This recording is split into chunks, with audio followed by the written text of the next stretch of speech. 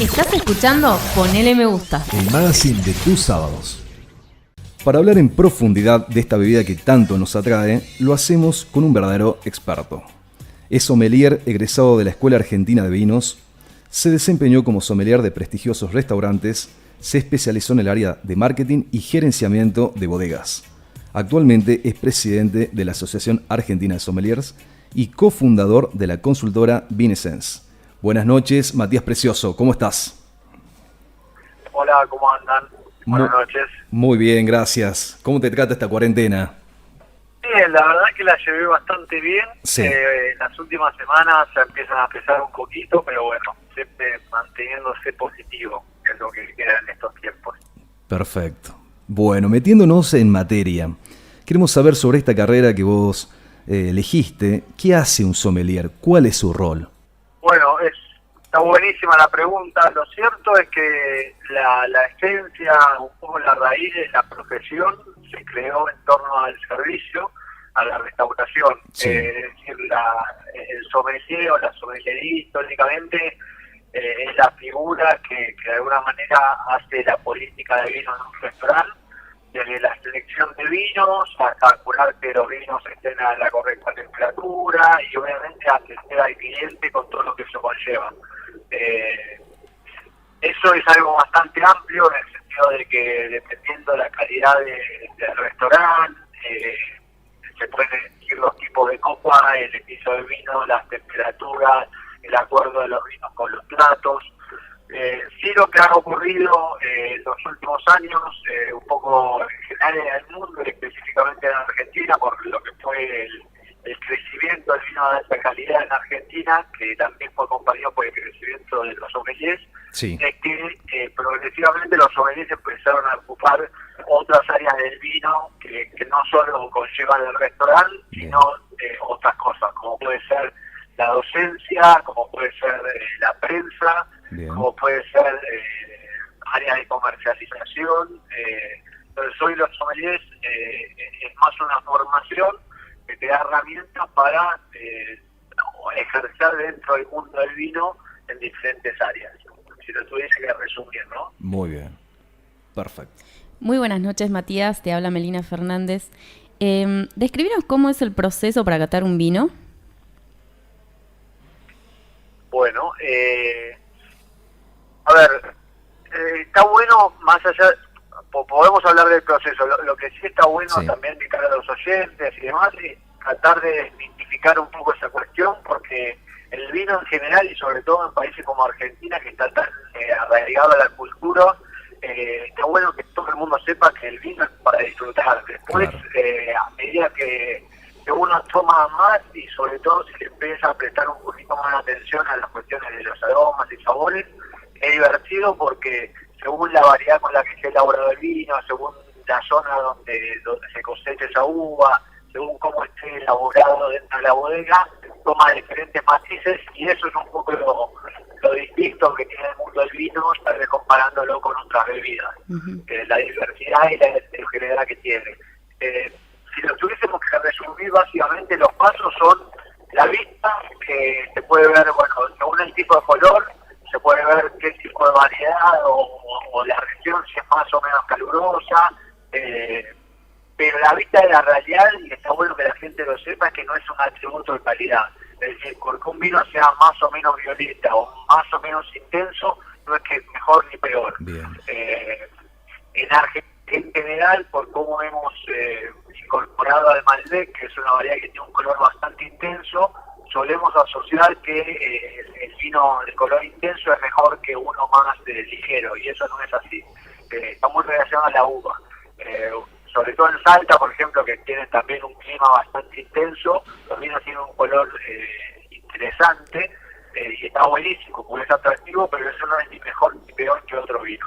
Entonces, el primer paso sería el tema de la vista, y en realidad los dos pasos más importantes es el aroma, que básicamente es ver qué tan intenso o no es ese vino, y de vuelta está muy relacionado al tipo de variedad que se use. Sí. Hay variedades como el Cabernet o el Malbec que son intensas aromáticamente, y otras como el Merlot o el Pinot Noir que son variedades más suaves en ese sentido, o menos intensas. Y después son los aromas, la calidad de aroma diferente. A veces para simplificarlo lo digo que si uno tiene enfrente dos vinos y agarra un vino bien barato y uno un poco más caro, Sí. lo primero que va a notar la persona es que más allá de poder identificar los aromas y demás, la cantidad de aromas que usted va a encontrar en un vino un poco más caro es más amplia que en un vino más barato, porque está relacionada a la complejidad que logró esa uva de calidad.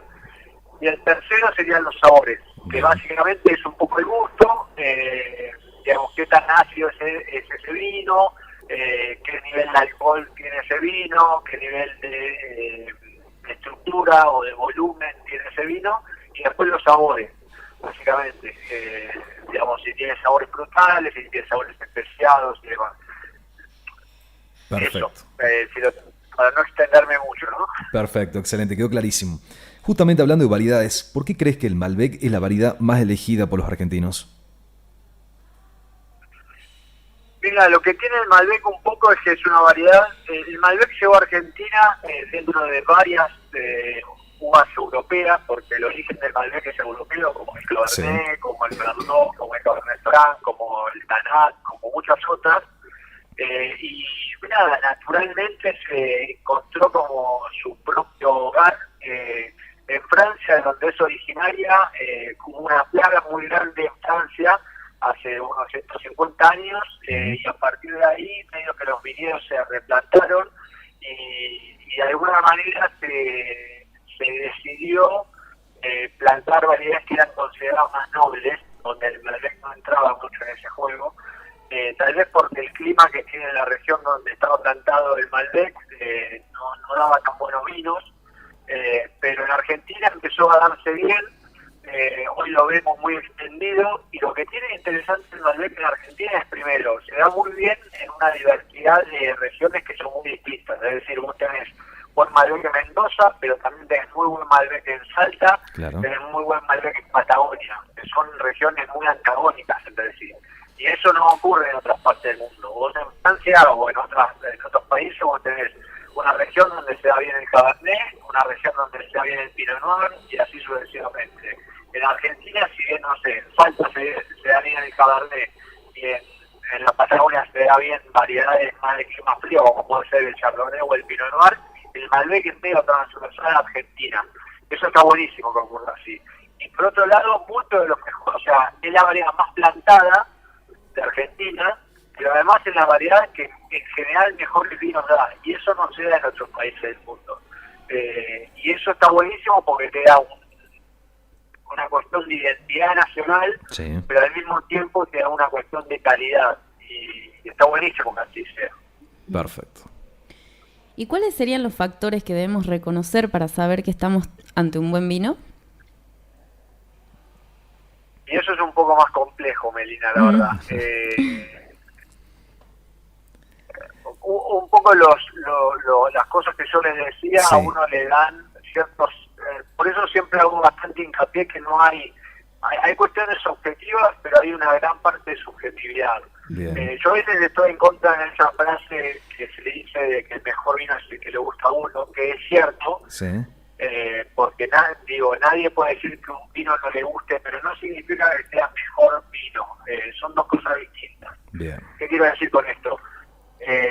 Hay cuestiones relacionadas a la calidad de la uva, que es la materia prima por la cual un vino puede llegar a ser un buen vino. Es parecido a la carne. Vos tenés que partir de una buena carne, pero también la podés arruinar si el cocinero o el parrillero que hace esa carne o la cuece demasiado, o utiliza una sartén que está oxidada. Y con el vino es algo parecido. Es decir, vos tenés que partir una buena uva y después hacerle un buen tratamiento en la bodega. Ahora, ese buen tratamiento hay gente que le gusta que no tenga nada de contacto con madera para preservar todo el sabor de la fruta, o hay gente que le gusta que tenga mucha madera, y no está ni mejor ni peor de una cosa o la otra, sino que es el estilo de vino que a uno le gusta. Y en ese sentido, generalmente coincide que los grandes vinos o son vinos donde vos encontrás una paleta aromática de sabores muy amplia, o por más que no tengan gran cantidad de aromas, los que tienen son muy nítidos y muy puros. Y en ese, pensémoslo con la comida también, ¿no? Sí. Hay comidas que uno encuentra 5 aromas o 5 sabores distintos, y esa explosión de sabores hace que a uno le guste mucho comerlo. Y hay comidas que son mucho más simples, no sé, la italiana, por ejemplo, que vos con 2 ingredientes tenés algo que no tiene un montón de ingredientes, pero lo tiene de una forma muy muy pura y muy directa en el paladar. Perfecto. Con el vino es un poco eso. Muy bien, justamente hablando de variedades y comidas, ¿hay una variedad de vino para cada comida? Yo diría que son más estilos. Ah, La variedad es una de las, o sea, valga la redundancia, ¿no? Sí. Pero la variedad es una de las variables que entran en el juego. Es decir, si vos tenés un Malbec, en general es una variedad que tiene un cuerpo intenso, que tiene aromas frutales bastante marcados, bien. que una acidez que es intermedia. El Pinot Noir, por ejemplo, es una variedad que tiene poco cuerpo, pero tiene un alto índice de acidez, con lo cual es una variedad muy fresca. Pero después vos tenés de vuelta, como le decía antes, cómo lo haces en la bodega. Entonces vos un Malbec podés hacerlo súper intenso porque Sí. lo concentraste mucho y después le pusiste mucha madera, o podés hacerlo en un estilo súper ligero y fácil de beber. Y digo, pensémoslo, siempre voy con la analogía de la comida, ¿no? Pero lo mismo con una carne. Sí. Uno dice una carne, pero ¿qué tipo de carne? ¿Carne de vaca?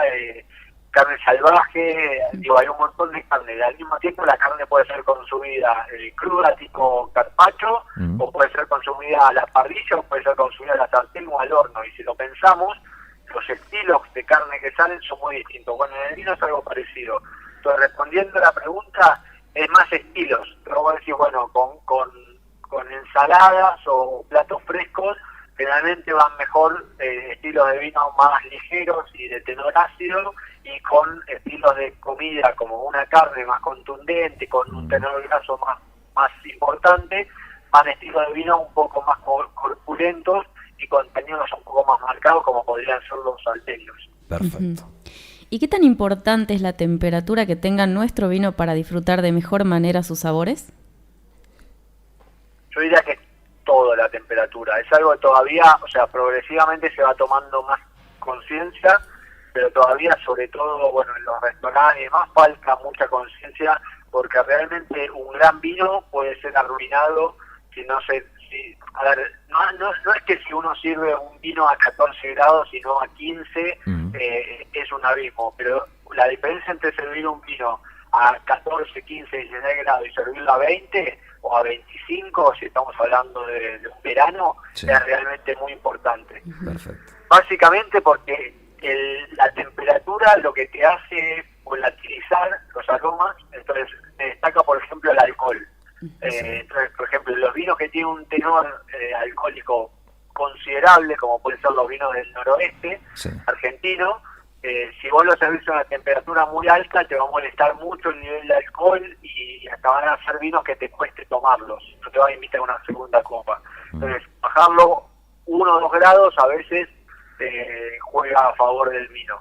Tampoco hay que pasarse mucho para el frío, porque el frío lo que te hace es aplacar un poco los aromas y sabores. Entonces vos, logrando ese intermedio, lográs vinos que sean fáciles de tomar y al mismo tiempo sean expresivos al momento de olerlo, de saborearlo.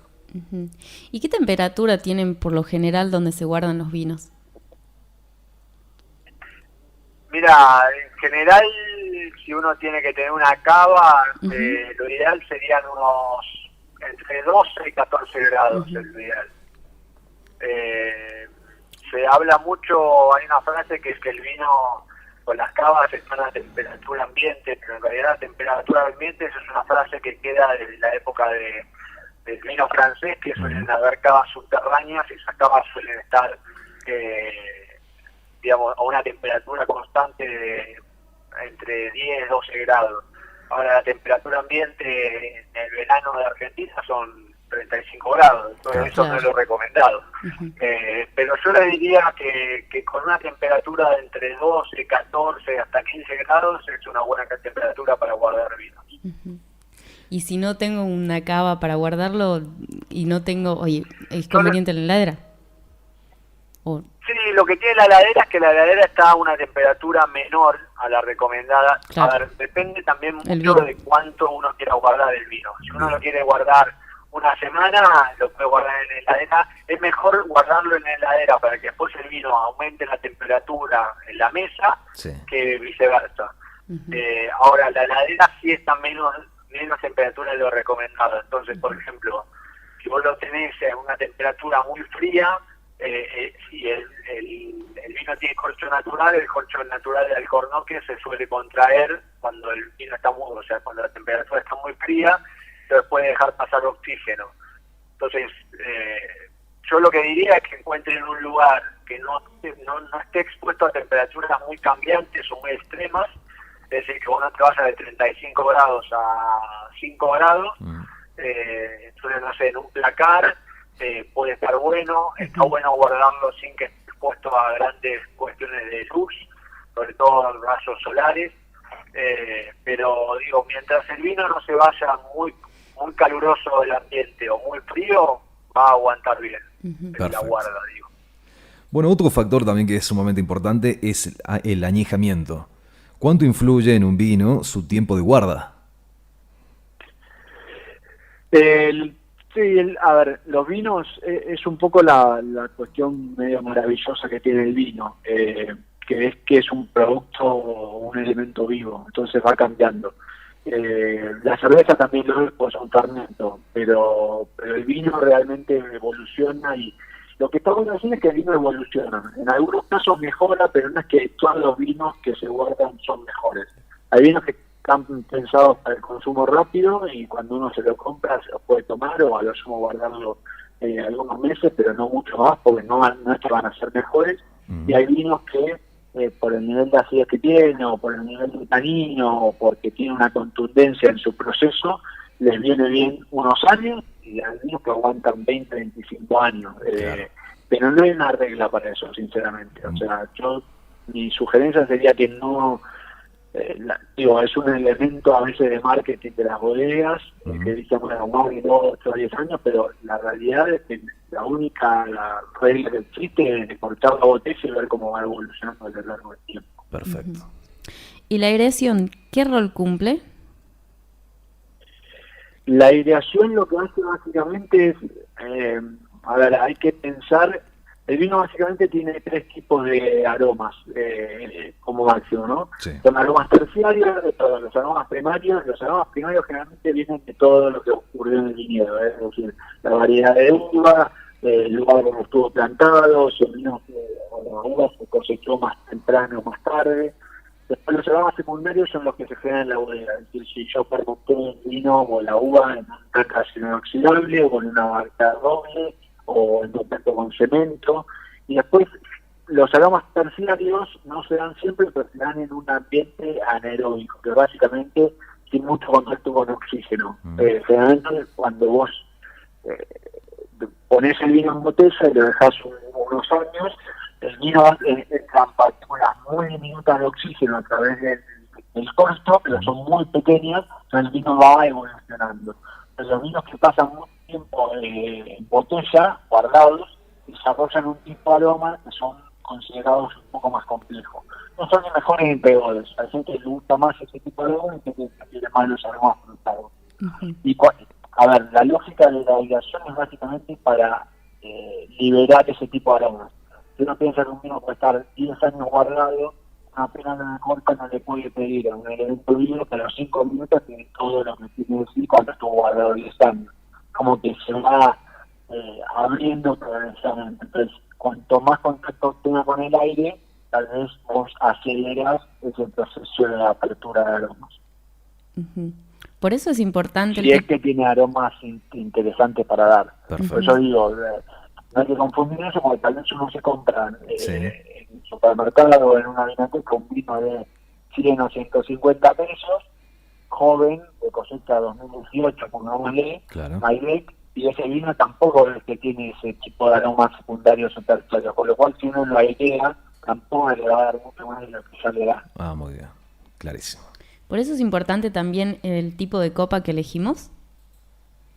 Sí, la copa está un poco relacionada a eso. La copa tiene, depende de qué tan largo sea el tallo, depende de qué tanto volumen o qué tan gorda sea la copa, cómo es la apertura, y hay variedades que son más aromáticas que otras, para lo cual necesitan un tipo de copa, variedades que son un poco más austeras o menos expresivas, y se usa otro tipo de copa. También está relacionado a lo que te decía del tallo, porque según cuánto, no lo quiero rebuscar mucho, ¿no? Pero cuando uno, según cómo lleva la copa a la boca, Sí. uno va levantando más o menos la cabeza, inconscientemente también levanta más o menos la lengua.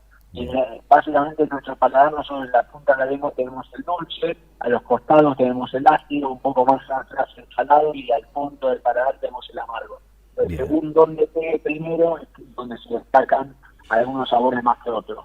Tal vez la gente que lo escucha va a decir que le ha gustado, y no es que uno no puede tomarlo y disfrutarlo, pero sí, cuando uno hace experiencia con varias copas muy distintas con el mismo vino, es muy loco ver cómo los aromas son distintos, o se incrementan algunos aromas más que otros, y sobre todo cómo se siente el vino en la boca. Bien, perfecto. Muy claro tus explicaciones, tus conceptos. Te dejamos un segundo, Matías. Vamos a una pequeña pausa de publicidad. En menos de un minuto estamos de regreso con vos. Dale, cómo no. Gracias. Ponele me gusta. Hasta las 21:30 con Rafa Rubín y Melina Fernández. Continuamos con la entrevista a Matías Precioso. Matías, contanos, ¿qué significa el vino en tu vida? No, el vino es, en realidad es la pasión que yo encontré, y para resumírtelo, Sí. Yo tenía 20 años, tenía estudiado otra carrera, y cuando me empecé a copar con el mundo del vino, Sí. decidí, dejar la carrera que estudiaba en ese momento y dedicarme lleno al vino. Me puse a trabajar. Uh-huh. Y desde ahí nunca, te lo puedo resumir que nunca trabajé de otra cosa que no sea relacionada al vino. Y no me veo en el futuro tampoco haciéndolo. Y hice un poco de todo. Trabajé en restaurante cuando empecé apenas recibido, porque fue una manera de empezar, y un poco lo que hablamos al principio, que es la esencia de la profesión. Claro. Pero después hice docencia, estuve relacionado a revistas de vino, entonces es como que, en los últimos tiempos me dediqué más a las exportaciones de vino argentino, a cuestiones de marketing y demás, y es un poco el hilo conductor de lo que a mí me estimula en el día a día. Y después lo que tiene el vino es que es esto, es una cuestión muy social. Sí. Entonces uno conoce a mucha gente, Exacto. Tiene contactos con productores, entonces tiene algo también medio filosófico el mundo del vino, al menos de la forma que yo lo interpreto. Así es. Y justamente, conociendo tanto desde adentro y todo esto, ¿cuál es tu vino favorito o cuál es tu variedad? Mira, la mayoría te vamos a responder que no hay un vino favorito, y parece una frase hecha, pero es un poco así, ¿no? Lo que tiene de maravilloso el mundo del vino es un poco eso, que hay, yo siempre a veces digo que es como la industria más atomizada del mundo, en el sentido que no hay tiempo suficiente en la vida para conocer todos los vinos que existen. Claro. Después y además uno va pasando, sí, un poco lo que decías vos, Melina, que es un poco el estilo de vino que tal vez a uno le gusta, o una variedad, o una región del mundo, pero eso también es dinámico. Yo tal vez hace 10 años me gustaba, o mi vino preferido, o mi región preferida, o mi variedad preferida era una, y hoy tal vez son otras. Claro. Hoy, si te lo tuviese que decir, me gustan bastante los vinos tintos relativamente ligeros y con, niveles de frescura importantes. Es decir, prefiero un vino que tal vez no sea el más complejo de estar oliéndolo una hora, pero sí un vino que me lo tomo y es jugoso y es rico y que me invita a beber. Y eso, hay estilos de vino en Argentina, por variedades o por tipos de enólogo que hacen ese tipo de vino, y después vinos en el mundo, que tal vez en Argentina no son tan conocidos, pues no importamos tanto vino, un poco porque la mayoría del vino que se consume en Argentina es propio. ¿Estamos hablando de tus gustos tanto en tintos como en blancos, o solamente en tintos? Sí, en los dos. Te diría que como el hilo conductor es la frescura. Y la frescura parece fácil de decir, pero es difícil de lograr. O sea, involucra el nivel de frescura o de acidez natural de la que sale la uva. O sea, todo el trabajo que hiciste en un viñedo durante todo el año, y sobre todo el momento que decidiste cosecharla, Sí. y también lo que haces en la bodega, cómo lo fermentás, si le pones madera, qué tipo de madera le pones, si es muy invasiva, bueno, un montón de esas cuestiones. Y hay variedades que son más ácidas que otras, naturalmente, es decir, el Malbec no es una variedad muy ácida, tampoco tiene bajo nivel de acidez, pero no es tan ácida. Entonces, pero sí podés tener vinos Malbec con alto tenor de acidez, claro. O porque la zona donde se elabora es más fría, o porque el enólogo se encargó de cosecharlo un poquito antes, pero de vuelta, no hay etiquetas. Después hay etiquetas que a uno le gustan más o productores que le gustan más. Eso. Perfecto. Bueno, vos sabés que hay dudas de la gente que son de forma muy cotidiana, ¿no? Por ejemplo, en cuanto a si el vino tiene tapa o tiene corcho en la botella. ¿Eso hace alguna diferencia en calidad o en sabor, quizás? Mira, no hace una diferencia en calidad. Sí. Eso es algo que, de vuelta, como muchas de estas cuestiones, es un camino o un proceso. Sí. A ver, el corcho natural en el vino, lo que se llama corcho natural, sale del árbol que es el alcornoque. El alcornoque es un árbol que tarda mucho tiempo en crecer, sí. Mucho tiempo, sí. Con lo cual no es una industria en la que mucha gente apueste, porque como tarda mucho tiempo en crecer, no tenés un retorno tan inmediato. Perfecto. Entonces, en ese sentido, la mayoría de los bosques de alcornoque están en España y Portugal. No hay muchas más partes en el mundo. Y en definitiva, esos bosques, por las napas subterráneas, pueden llegar a tener cierto contaminación con el cloro. Entonces, cuando vos usas corcho natural, es prácticamente una pieza que la sacan del árbol, la refinan un poquito, pero no tiene mucho más tratamiento que ese. Entonces, por un lado, es de las piezas más caras que hay. Comparado con la taparrosca o los corchos sintéticos. Y por otro lado tiene la posibilidad de que que esté medio contaminado con una sustancia que se llama TCA o tricloranisol, que básicamente es un derivado del cloro, y que eso hace que le transmita un defecto al vino. Pero es muy difícil de identificar eso hasta que el vino no esté infectado. Entonces muchas veces, para que se den una idea, el 5% de la producción mundial está considerado que está afectado con el TCA, con lo cual es un porcentaje muy grande. Sí. Entonces, progresivamente empezaron a surgir sistemas alternativos para paliar eso. Un poco porque vos tenés la posibilidad de que se infecte, y otro poco porque son sistemas caros, claro, de usar el corcho natural. Bien. Ahí empezó a salir los tapones sintéticos y empezaron a salir las tapas a rosca, claro, que mucha gente considera que en realidad son de baja calidad, pero no lo son. Y se han refinado mucho en los últimos años. Claro. Porque básicamente no en alguna época no dejaban entrar oxígeno, y eso no se sabía si era bueno o malo para el vino, a diferencia del corcho, que deja entrar partículas muy leves, y eso hace, claro, que el vino evolucione progresivamente. Pero hoy la industria se ha desarrollado mucho y hay sistemas de tapa rosca que son muy buenos. Y te diría que... Sí. Vos sabés que, justamente una pequeña duda particular es, generalmente, el vino blanco es el preferido de las mujeres. ¿Por eso es que las botellas de vino blanco en su mayoría tienen tapa y no corcho? ¿Tapa rosca? Sí. Vos que sos especialista en marketing, justamente. Sí, no, a ver, están más relacionados, que los vinos blancos están más pensados para el consumo inmediato. Sí. Entonces, si uno dice, yo tengo que elaborar un vino y le tengo que poner un sistema de cierre, okay, y tengo que invertir más en el corcho natural, y el corcho natural además me implica el riesgo de que eventualmente puede llegar a infectar el vino. Entonces, ¿por qué le voy a poner un corcho natural si este vino además está pensado para el consumo inmediato? Bien. Y ahí es donde en Argentina, pues esto no es más en Argentina, la mayoría de los vinos que suelen dar tapa rosca suelen ser los blancos y además las variedades que están pensadas para consumo inmediato, que son el Torrontés, que está pensado para un consumo, claro, joven, el Sauvignon Blanc, pero por ejemplo el Chardonnay, que está pensado para un poquito más de tiempo, no tiene tanto tapa rosca. Yo no sé, no creo que esté relacionado yo no creo que los blancos sean para mujeres.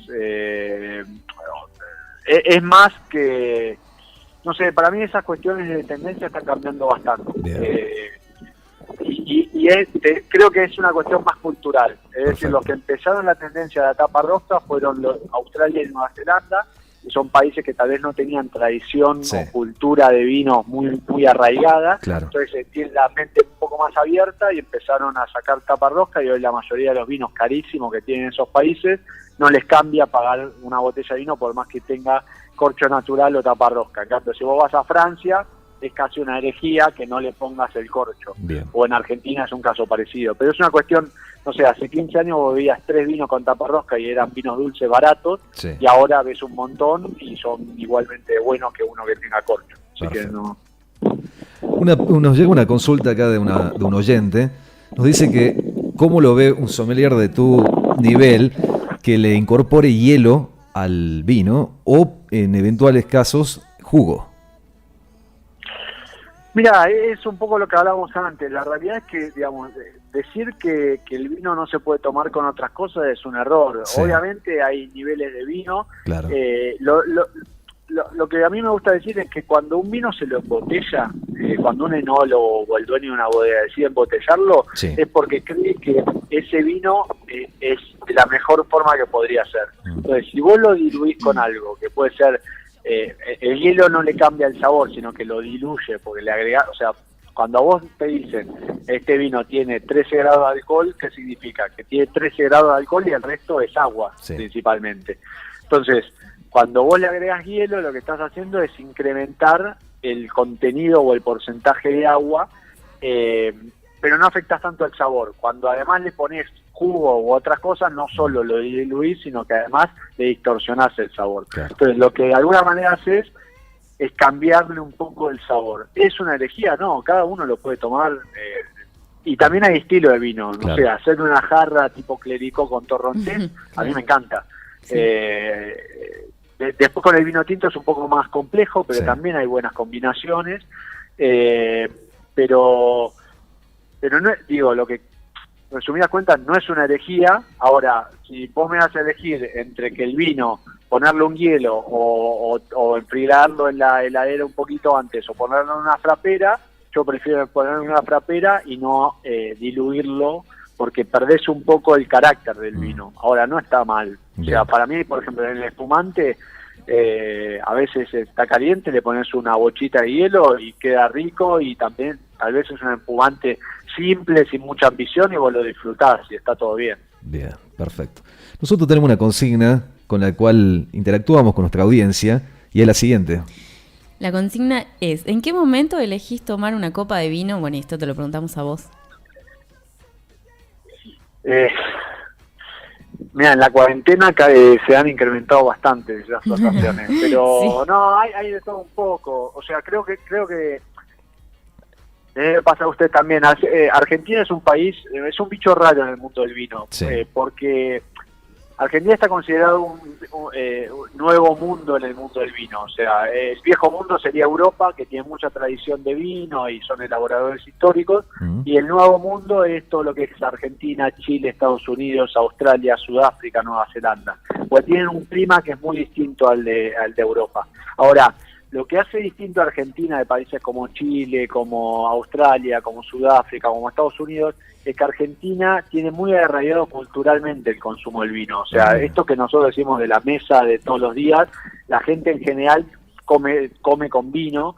Lo hacía mucho más antes, pero ahora sigue haciéndolo, y tal vez la cerveza o esas cosas son en otro tipo de ocasiones. Claro. En los últimos años han aparecido, no solo en Argentina, ¿no? Digo, a nivel mundial, mucho crecimiento de la cerveza. Por ejemplo, en Argentina, que hace 20 años tal vez no consumía cerveza, pero no solo la cerveza, sino también los aperitivos como el Campari, o el Fernet, y hasta les diría las aguas saborizadas, que hace 15 años no existía, y la gente, no sé, hace 30 años el consumo per cápita de Argentina era de 90 litros per cápita, hoy es de 21. Claro. O sea, la gente tomaba mucho más, tal vez no de tanta calidad, pero almorzaba con vino, y ahora tal vez se cuida más, se toma una agua saborizada, que son cuestiones, creo, que cambian más de la sociedad moderna que de Argentina en sí. Perfecto. Ahora, el vino ha perdido mucho terreno en consumo per cápita, en detrimento de la cerveza, del Fernet, del Campari, de un montón de otras bebidas alcohólicas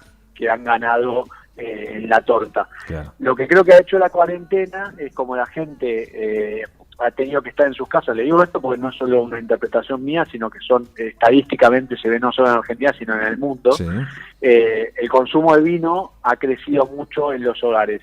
Y eso creo yo que está muy relacionado a que la gente, al tener más tiempo para cocinar, al tener más tiempo con su familia o su pareja, consume más vino, y la cerveza ha caído, y han caído los vodka y esas cuestiones que son más de boliche o de reunión de amigos y esas cosas. Y en ese sentido, qué sé yo recién me tomé unos mates con un amigo y nos tomamos una copa de espumante con unos quesos, y mañana vienen a comer una pareja, obviamente con distanciamiento social y todo, porque en Buenos Aires todavía claro, la cosa está bastante reducida, Sí. pero seguramente nos vamos a abrir un vino, y a veces termino un día agitado de trabajo y me descorcho o me tomo una copa, Perfecto. qué sé yo, hay consumo variado con el vino. Muy bien. Eso me parece que es algo lindo. Perfecto, Matías, fue un gustazo entrevistarte. Muchísimas gracias por tu tiempo con nosotros. Bueno, muchas gracias a todos, y nada, simplemente que sepan, la Asociación Argentina de Sommelier es como la que nuclea a los sommeliers de Argentina. Sí. Como estuvimos hablando en la charla de hoy, es una profesión relativamente joven, porque Sí. tiene poquito más de 20 años, pero que ha crecido mucho. Y nada, todos los que quieran seguir a la asociación en las redes sociales son bienvenidos. Perfecto. Buenísimo. Muchas gracias, que estés muy bien. Muchas gracias. Bueno, gracias por el espacio, que también viene el sábado. Que se descorche una rica botella de Sí, vino. seguro. Gracias. Hasta la próxima. Hasta luego. ¿Estás escuchando? Ponele me gusta. El magazine de tus sábados.